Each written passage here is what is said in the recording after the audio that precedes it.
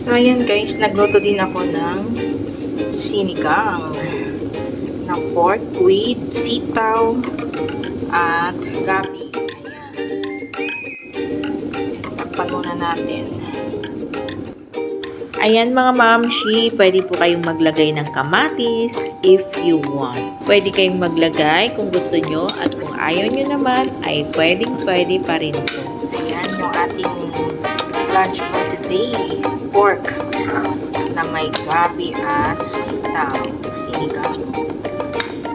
Ayan, so titimplan na natin ng sinigang mix. Ayan, so maglalagay na tayo ng sinigang mix.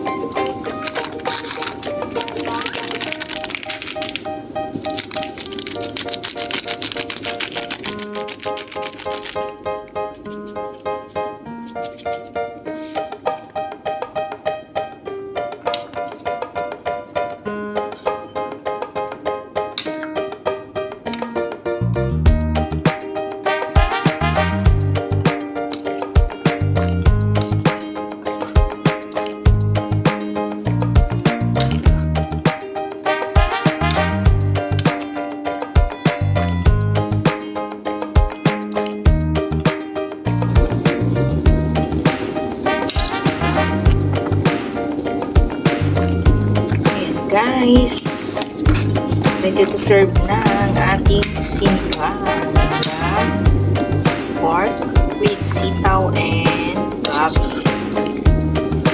Tara na, kain na tayo. That's it.